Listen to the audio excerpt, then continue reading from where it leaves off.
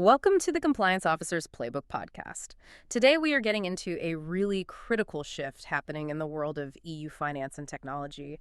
We're going to be focusing on, well, one of the biggest and most complex changes we've seen in years. That's right. I'm talking about the mandated move toward robust operational resilience. And it's all being driven by the European Union's Digital Operational Resilience Act, or, as everyone calls it, DORA. DORA really is the new standard bearer. I mean, if you're in a financial entity, and that definition is broad, we're talking credit institutions, investment firms, insurance companies, trading venues, payment institutions, or, and this is crucial, if you are one of their critical third-party ICT service providers. The ones that actually support these financial entities. Exactly. For all of them, DORA isn't some regulatory suggestion. It's a sweeping, legally binding mandate. And that third-party piece is so important. We're talking about the huge cloud providers, right? The specialized software vendors, the data center operators. All of them.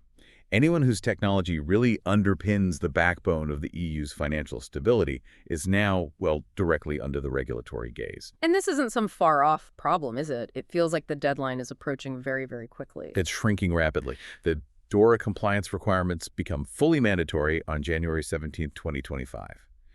And given the scope and depth of the technical and governance changes needed, any organization that hasn't already moved from planning to actually doing, They're behind. they need to accelerate their integration efforts immediately. The clock is truly, truly ticking. Okay, before we jump into all the details, let's, address the elephant in the room for every single compliance officer listening.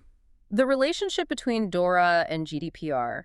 There's this temptation, I think, to see them as two separate, massive, maybe even conflicting obligations. And that mindset is just completely counterproductive. It absolutely is. We have to frame them as complementary frameworks. They aren't competing for compliance priority. They're actually, strategically designed to reinforce security, just from different angles. Different but necessary angles. Yes.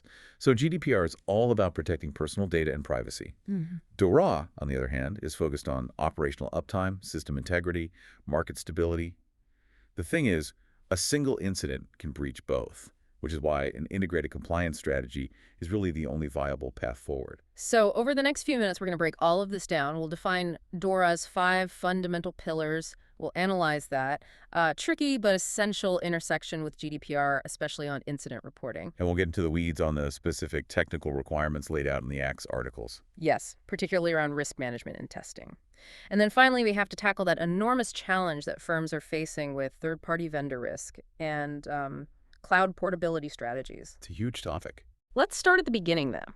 We need a really crisp definition of what DORA is, because its goal, it seems to me, fundamentally changes the entire conversation around operational risk. It does. DORA is a new EU regulation adopted back in November 2022, and it immediately became legally binding for all those financial sector entities we mentioned, and, of course, their critical third-party tech providers. And its core purpose. Its core purpose is to create a harmonized and binding digital framework for operational resilience across the entire EU financial sector. And that focus on operational resilience, that really is the key shift, isn't it? Because historically, regulators were so focused on financial resilience. Absolutely. They demanded that financial entities, set aside capital against potential losses from operational risk. They treated it like an actuarial exposure on a balance sheet. Like an insurance policy. That's the critical distinction, yes. DORA moves beyond that balance sheet capital adequacy. It mandates that organizations strengthen the system itself, the infrastructure, the tech, the processes, so they can effectively prevent, withstand, and recover from any ICT-related incident. Whether that's a sophisticated cyber attack or just, a big hardware failure. Or even simple human error. Yeah. It shifts the regulatory focus from managing the financial consequence of a failure to managing the probability and the duration of the failure itself. And that focus on active resilience, it has to translate into some pretty significant benefits beyond just, checking a regulatory box. What are the key upsides you see for compliant organizations? Well, the primary objective is very clear. Protect financial consumers from losses and ensure market stability. But for the individual firm, the business case for this level of resilience is compelling. Awesome. By proving you have a high level of digital robustness through continuous testing and really strict vendor management, you achieve significantly increased customer and investor confidence. Think about it. If a global organization can definitively say that their service continuity plans meet the EU's most rigorous standard. That's a huge competitive differentiator. It's massive. It could lead to faster market entry and just a superior global reputation. And structurally, how does DORA pull this off? How does it create this harmonization across all 27 member states? It does it through a structure of 5 unified, mutually dependent pillars. These are the operational areas that every single financial entity has to address, and comprehensively. Okay, let's walk through them. Pillar 1. Pillar 1 is the foundation: ICT risk management and governance. This demands the development of comprehensive, well-documented risk frameworks. And crucially, it assigns specific accountability. Senior management, the board, they are held personally responsible for setting the strategy and overseeing its implementation. So they can delegate the operations, but not the ultimate responsibility. They cannot delegate responsibility. That's key. Okay, Pillar 2. This seems directly linked to what happens when things go wrong. It is. ICT-related incident reporting. This sets up a standardized procedure for classifying, logging, and reporting major incidents directly and rapidly to the competent authorities. This standardization is all about giving regulators real-time visibility into systemic threats. And Pillar 3. Pillar 3 is about verification. Digital operational resilience testing. This is where paper policies end and real capability begins. It requires mandatory, regular, and rigorous assessments, vulnerability scans, stress tests of your systems, and your recovery plans. Pillar 4 feels like a big one. It takes up a lot of the legislation. It does. ICT third-party risk management. This mandates strict oversight of vendors, especially those critical ICT service providers. It introduces strict contractual requirements about performance, audits, exit strategies. It fundamentally changes the relationship between financial entities and their vendors. Okay, and the final one, Pillar 5. Finally, Pillar 5 recognizes that modern threats are all interconnected: information and intelligence sharing. This encourages the voluntary sharing of threat data, vulnerabilities, and insights within the financial sector to, collectively bolster defenses against common adversaries. Now, we mentioned that January 2025 deadline, but we have to talk about the current regulatory ambiguity, because the EU regulators themselves, they still have a huge amount of foundational work to do, right? The regulatory technical standards, the RTS, and the implementing technical standards, the ITS. Oh, absolutely. This regulatory run-up is critical, and it's contributing to a lot of the current uncertainty. The initial draft regulatory standards were due to the Commission by July 17, 2024. But until those RTS and ITS are actually finalized and published, we lack that granular detail on crucial technical controls. So what are the biggest areas of ambiguity that compliance teams are struggling with right now because of these missing details? The specifics around testing, for one. We know threat-led penetration testing, or TLPT, is required every 3 years. But the finalized technical standards, they have to outline the precise methodologies, the definition of what's an acceptable threat intelligence source, potentially standardizing around frameworks like Tiber EU and the exact criteria for scoping those tests. So without that, firms are sort of guessing. They're making educated guesses. Similarly, we know encryption is required for data in transit and at rest, but the RTS is expected to specify acceptable encryption standards for certain critical data flows. Until that single rulebook is published, firms have to infer based on existing standards like NIS2 or PCI DSS, and that adds risk. And beyond the technical standards, they also have to actually build the infrastructure for the threat intelligence sharing itself, correct? That's right. They need to create an effective incident sharing process. Articles 19 through 23 require entities to report major ICT incidents. The regulators need to define the technical mechanisms for how these authorities communicate and aggregate that data to assess any cross-border or systemic impacts. Which will probably involve formalizing existing structures. Almost certainly. It will involve formalizing or using existing structures, like the financial sector's information sharing and analysis centers, or ISACs, to make sure those data flows are timely and actionable. And with Pillar 4, the regulators themselves have a huge assessment job to do before 2025. A massive job. The third major task is third-party designation.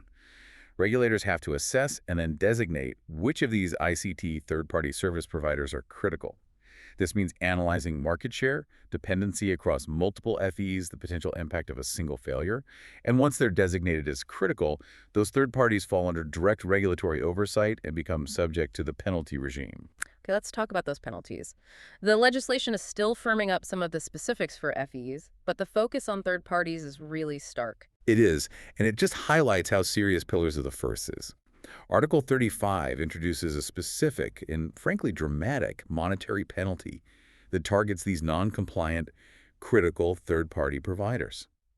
It can be imposed on a daily basis for up to 6 months until they achieve compliance. And the formula for it is severe. It's up to 1% of the average daily worldwide turnover of that provider in the preceding business year.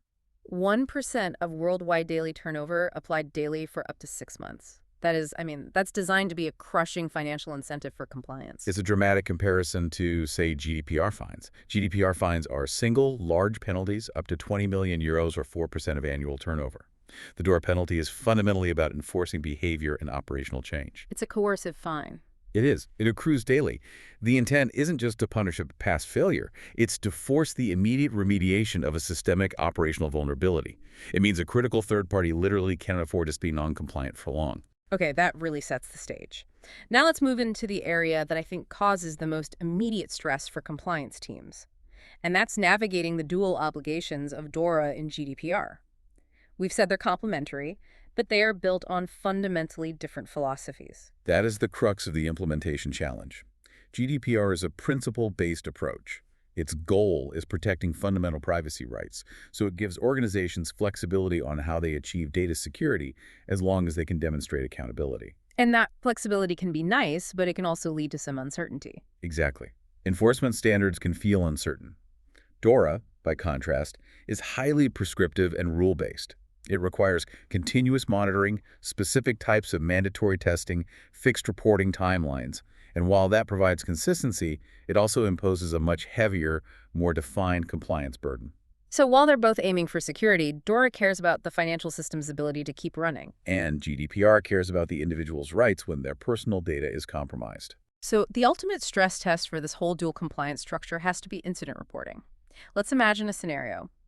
A major ransomware attack encrypts customer data and, at the same time, takes down critical banking services. Okay. That single event instantly triggers reporting under both DORA and GDPR to two different regulatory bodies on two competing timelines. If you don't have a unified playbook, you're going to fail one or both of those obligations. That hypothetical is exactly why integrated solutions are, though they're non-negotiable. Let's break down those reporting deadlines because they are exceptionally tight. Under DORA, so Pillar 2, the focus is on classifying and reporting ICT-related incidents that impact financial stability. The notification goes to the financial supervisory authorities. And the timeline is just brutal. It is. The initial report has to be sent within 4 hours after the incident is classified as major. And given how complex it is to classify an incident as major, you have to assess impact on services, financial losses, duration, data criticality.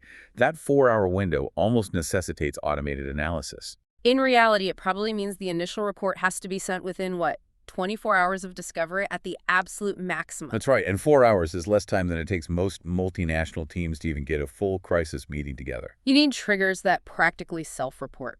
Precisely. And that's followed by an intermediate report within 72 hours, detailing the progress on the root cause investigation, and then a final report within 1 month with the full analysis and remediation plan. Now compare that to the GDPR requirements in the same scenario. Right. The focus there is strictly on the personal data breach. Notification goes to the data protection authorities, the DPAs. The deadline is within 72 hours of becoming aware of the breach, but only if it poses a risk to the rights and freedoms of individuals. So DORA's 4-hour window for a major ICT incident will almost always precede the 72-hour GDPR window. It forces financial entities to activate their response protocols almost instantly. The only way to manage it is through convergence. We've seen some successful integrated solutions. That pension fund case study you mentioned is a great example. They unified their entire incident management program. How did they do that? It involved defining classification criteria that satisfied both DORA's major ICT incident metrics and GDPR's personal data breach requirements at the same time. They just merged the policies, the response procedures, the governance, the training, everything. That sounds like a major undertaking just in terms of internal coordination. How do you make sure that in the middle of a crisis, the legal team, IT security, and compliance are all reading from the same script? Clear governance frameworks, specifically implementing a RESCI matrix. For anyone who isn't familiar, RCL stands for Responsible, Accountable, Consulted, and Informed. Yeah. This matrix clearly appoints who is responsible for classifying the incident, which is often IT or security. Who is accountable for the final decision? Often the CISO or COO. Who must be consulted immediately? Legal, the DPO, communications. And who must be informed? The board, specific business units. Using a RACI matrix ensures that 4-hour DORA clock doesn't run out because teams are just arguing over who notifies who. And this brings up the absolutely critical role of the data protection officer, the DPO, in all of this. The DPO is truly at the nexus of DORA and GDPR compliance. They're the ideal person to oversee integrated risk assessments. GDPR requires data protection impact assessments, or DPIAs, to evaluate privacy risks. DORA requires comprehensive ICT risk evaluations.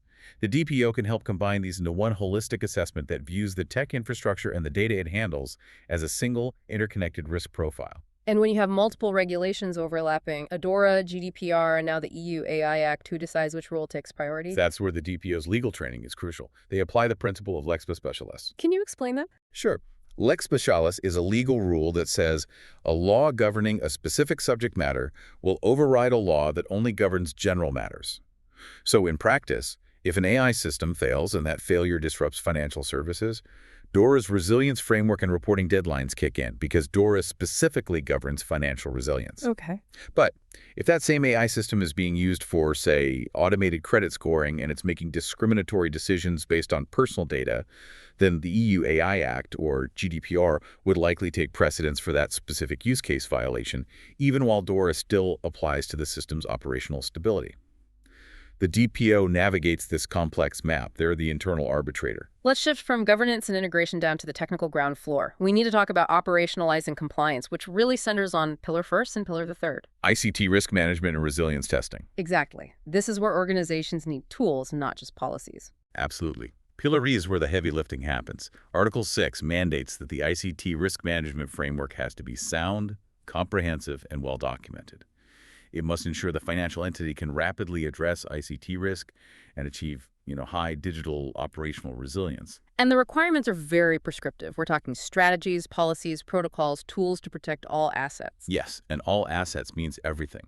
Computer software, hardware, on-prem servers, data centers, physical components, all of it protected from damage, disruption, and unauthorized access. And that starts with what Article 8 focuses on, continuous identification of risk. FEs have to continuously identify all sources of ICT risk, assess cyber threats, and meticulously document all ICT-supported business functions, assets, roles, and dependencies. That documentation and identification mandate, that sounds like a logistical nightmare for any large, complex, or multi-cloud organization. It is, which is why manual processes just won't work anymore.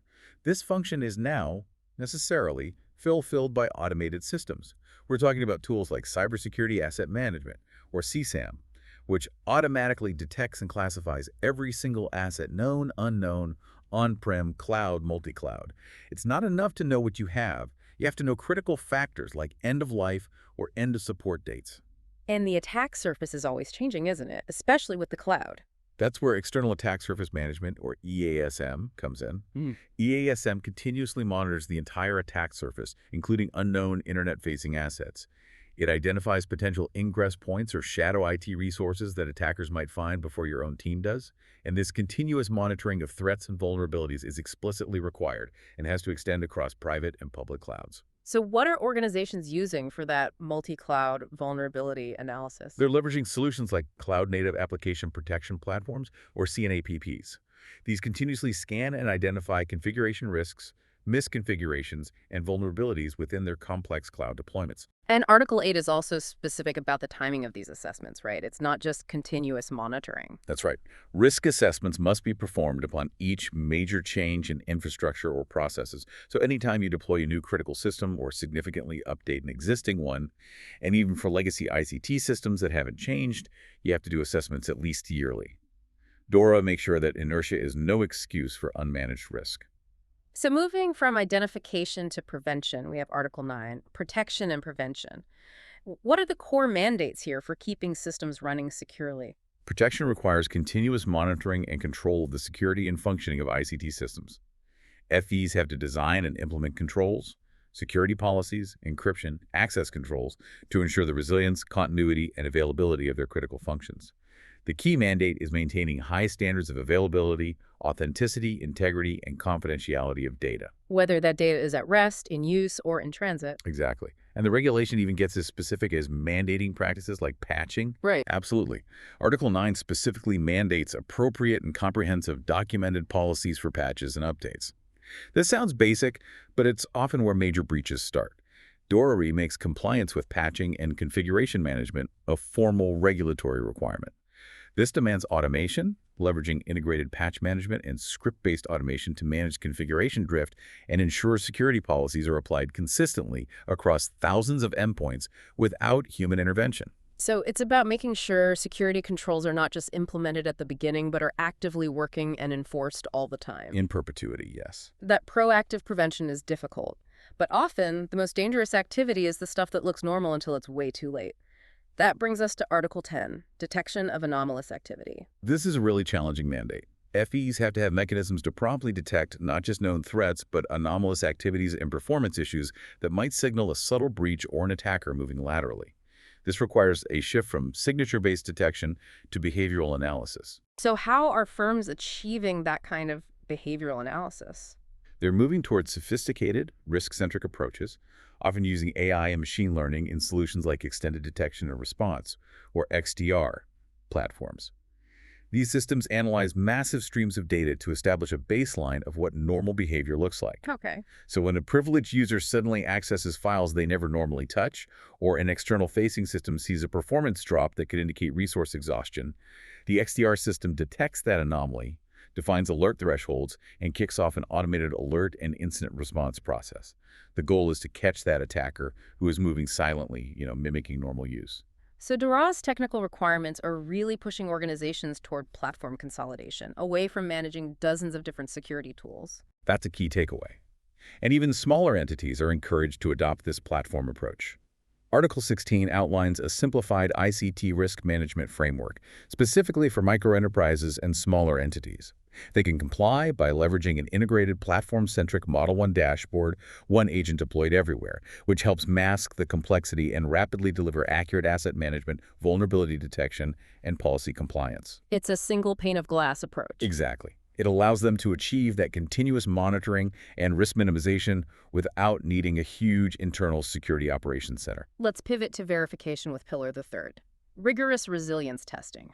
This is where paper policies get validated by fire. Exactly. The testing program is mandatory and it's comprehensive. It has to be risk-based and proportional to the FE's size and risk profile. The goal is to assess preparedness, identify weaknesses, and make sure you can implement corrective measures promptly. So what does that baseline annual program actually entail? Annually, FEs have to execute a whole range of assessments. General vulnerability assessments and scans, open source analyses to check dependencies, network security assessments, gap analyses against the DORA requirements, scenario-based tests. Like, what happens if this specific data center fails? Exactly that. Plus, end-to-end testing of recovery plans and internal penetration testing. And for central securities depositories and central counterparties, the rule is even stricter. They have to perform vulnerability assessments before any deployment or redeployment of new or existing applications that support critical functions. And then there's the advanced testing mandate for the really critical financial entities. This is the big one. That's the threat-led penetration testing, or TLPT. Critical FEs have to complete a TLPT at least every 3 years. And unlike a standard pen test, which often has a narrow scope defined by the client, a TLPT is based on real-world threat intelligence. It simulates the tactics, techniques, and procedures, the TTPs, of specific, credible threat actors that are relevant to the financial sector. That must introduce a significant logistical and resource challenge. I mean, where do firms even get the necessary ethical hacking resources, and what standards guide that threat intelligence? It creates an immediate bottleneck in the cybersecurity talent market. FEs have 3 options. Build a large, independent internal team, which is expensive and hard to maintain the skill sets. Rely on the pool of accredited external testers, or use a combination. And the standards. Regarding standards, while the RTS details are still pending, TLPT methodologies are heavily expected to align with existing frameworks like TIBER-UU, that's threat intelligence-based ethical red teaming, or similar globally accepted standards. The scope has to be based on an assessment of critical functions and, importantly, must be formally validated by the competent authorities before the testing even begins. And the testing has to be independent. Article 24 is very clear on that. The testing must be conducted by independent parties to ensure objectivity, preventing any conflict of interest between the IT team managing the system and the team that's testing its resilience. Now, a lot of financial institutions aren't starting from scratch. They already adhere to international security standards, most commonly ISO 27001. Yeah. We need to be really clear about where that standard helps and, more importantly, where DORA demands significantly more. Right. ISO 27001, the Information Security Standard, is an excellent foundation. It gives FEs a recognized risk management methodology. It covers many common security controls like logical access, encryption, basic incident response plans, and it provides easily auditable evidence of compliance. If you have ISO 27001, your DORA journey will be significantly faster and less disruptive than if you're starting from zero. But just relying on ISO 27001 is going to leave some gaping holes in your DORA compliance matrix. What are the 4 major gaps where DORA is unambiguously stricter? The first, and maybe the most philosophical, is Gap 1, Business Continuity Management, or BCM. ISO 27001 touches on business continuity planning, but DORA requires a comprehensive resilience framework that includes BCM, disaster recovery, and crisis management to protect operational continuity at all times, regardless of what caused the incident. DORA's focus is on ensuring service delivery survives. So how do FEs practically close that gap if ISO 27001 isn't enough? They have to formally incorporate supplementary standards. We recommend adopting or integrating standards like ISO 200-2301, which specifically governs business continuity management systems. This involves rigorous scenario mapping, defining precise recovery time objectives and recovery point objectives for every critical business function, and integrating that recovery into the core ICT risk framework, which DORA mandates. Okay, gap number 2. This relates directly to Pillar the Third. That's Gap 2, Enhanced Security Testing. While ISO 27001 requires regular vulnerability management, so identifying holes, it does not explicitly mandate penetration testing, and it certainly doesn't mandate triennial TLPT. DORA removes all discretion there. It explicitly specifies annual resilience testing, source code reviews, scenario-based tests, end-to-end testing, all required to prove operational capability, not just to document a policy. It's about proving ability rather than just intention. That's a perfect way to put it. And the third gap relates to that expansive focus on vendor risk. Right. Gap 3, Supply Chain Risk Management, or SCRM. SCRM is really the heart of DORA's Pillar 4. ISO 27001 and 27002 provide general controls for supplier relationships, but they don't define a comprehensive auditable process for implementing and monitoring third-party risk management in the way DORA demands. FEs have to adopt specialized SCRM frameworks or look to detailed standards like ISO 27036, which covers information security for supplier relationships. To make sure that vendor oversight includes resilience criteria, not just data confidentiality. Exactly. And that FEs maintain contractual rights for monitoring and auditability. And finally, the operational gap we talked about earlier, incident reporting. Gap 4, Incident Reporting. ISO 27001 requires incident management processes, but DORA's notification timescales are drastically more rigorous. That requirement for a 4-hour initial report for a major ICT incident is an operational hurdle that standard ISO notification procedures just cannot meet. It requires integrating detection mechanisms directly with automated reporting and notification processes, which is a significant step beyond general organizational reporting guidelines. These 4 gaps really prove that DORA isn't just ISO 27001 for financial firms. It's a higher, stricter standard of operational preparedness. This detailed analysis of the gaps naturally leads us right into a deep dive on Pillar the ICT third-party risk management, which is, I think, maybe the most globally impactful part of DORA. It fundamentally changes vendor relationships. DORA applies rules directly to the financial entities and the critical ICT providers that supply them. It views third-party risk as an integral component of the overall ICT risk, which the FEs are responsible for managing, regardless of who actually owns the server. So what are financial entities mandated to include in their contracts with third parties now? They have to negotiate incredibly stringent contractual arrangements. These contracts need clauses related to audit rights, accessibility, data integrity, clear security performance targets, and critically detailed exit strategies.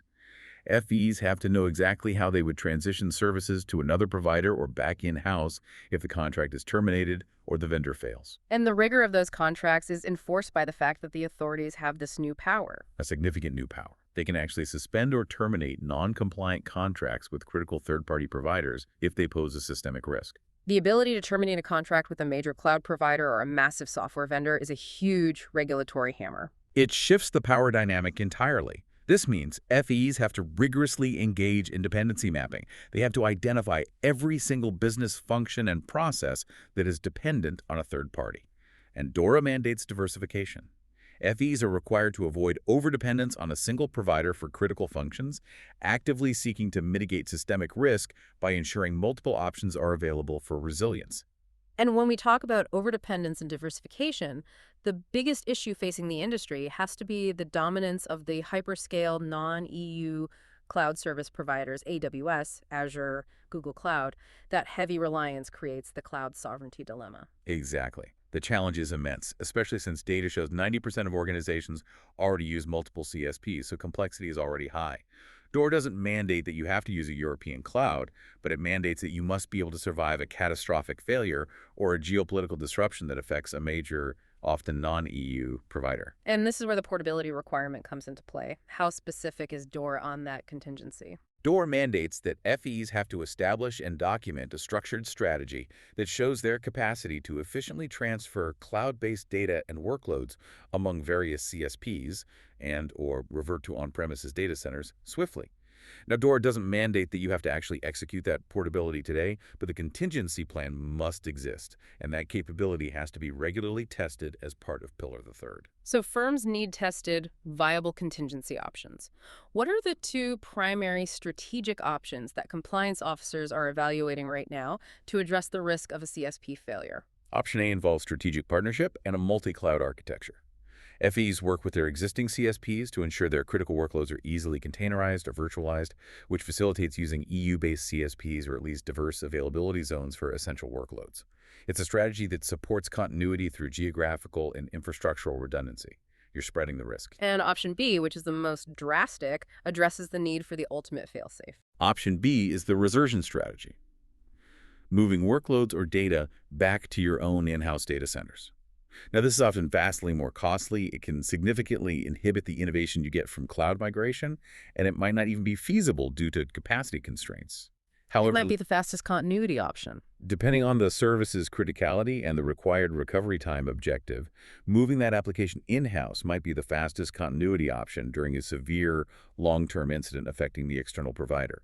And the regulator cares most about immediate customer service continuity. So, if option B, a full on-prem fallback, is too expensive, and option A is still highly dependent on the CSP's cooperation, what is the forward-looking strategic solution for building new applications under DORA? The strategic solution emphasizes architectural independence from the very beginning. We're seeing a significant movement toward building applications on open, abstracted platforms, often leveraging technologies like Red Hat's OpenShift or similar Kubernetes-based infrastructure layers. This achieves vendor independence by abstracting the application away from the underlying cloud provider's specific API or stack. So the value is in creating a build once, deploy anywhere hybrid cloud strategy. Precisely. By building on open platforms, the financial entity is not locked into one vendor's specific technology stack. This architecture inherently mitigates risk. It makes it significantly easier to demonstrate the required portability and accessibility, and you can satisfy DORA's contingency requirements without suffering that massive cost and innovation native migrating back on-prem or struggling to adapt proprietary code to a new CSP in the middle of a crisis. This is how DORA drives resilience through superior architecture. So our final crucial message for compliance officers is really this shift in perspective, isn't it? DORA can't just be viewed as an unavoidable, expensive compliance burden. It has to be reframed. It's a strategic opportunity to enhance operational efficiency, increase customer trust, and frankly, gain a competitive edge globally. And that competitive edge comes from unified governance. If you are juggling DORA, GDPR, ISO 27001 and controls, maybe the US NIST CSF, implementing integrated governance systems that map overlapping controls is vital to avoiding redundancy, saving time, and preventing internal conflicts. And that mapping exercise leads directly into clear implementation steps. FEs have to conduct unified risk assessments, combining GDPR's DPIAs with DORA's comprehensive ICT risk evaluations for a holistic single view of threats to both data privacy and system resilience. And And streamlining incident response is mandatory. It is. FEs must streamline incident response using a centralized system that's designed to meet both the DORA 4-hour and the GDPR 72-hour notification requirements at the same time. This means automated triage and escalation based on those clear RCI roles we discussed earlier. And the technical controls need to speak the same language across all the mandates. Absolutely. Standardize your technical security controls, encryption standards, backup protocols, access policies, configuration management to align with the highest common denominator of both DORA and GDPR. And critically, strengthen vendor oversight using dual compliant contracts that address DORA's resilience mandates and GDPR's data processing requirements simultaneously. And finally, fostering the right culture. Yes, you have to foster a dual culture of both cybersecurity and privacy awareness through integrated training for all staff. Cybersecurity is about protecting the systems. Privacy is about protecting the data. Both are essential. When DORA and GDPR are aligned and they're executed through unified technical controls and governance, they function not as separate hurdles, but as complementary frameworks. They provide a robust, long-term strategy that safeguards both the integrity of the core digital infrastructure and the sanctity of personal data. That holistic resilience is the only sustainable path forward in the face of ever-increasing systemic digital threats. Given the strict penalties, the focus on critical third parties, and the major harmonization effort across the EU, the true challenge for compliance officers heading into 2025 isn't just installing new tools or writing new documents. It's ensuring that the continuous practice and testing of procedures, the business continuity management tests, the rapid incident reporting, and the threat-led penetration testing become deeply embedded institutional operational habits. Proving resilience isn't a one-time audit checklist. It is a continuous, validated capability that has to be proven constantly, not just on paper, but in the heat of a crisis simulation. Continuous validation is the difference between achieving compliance and achieving true, measurable operational resilience. Thanks for listening today. To my paid subscribers, I appreciate your support more than you know. And if you're listening on the free feed and want to support the show or get access to subscriber-only bonuses, just head to Apple Podcasts and subscribe to Compliance Officer's Playbook Podcast. I'll see you in the next episode.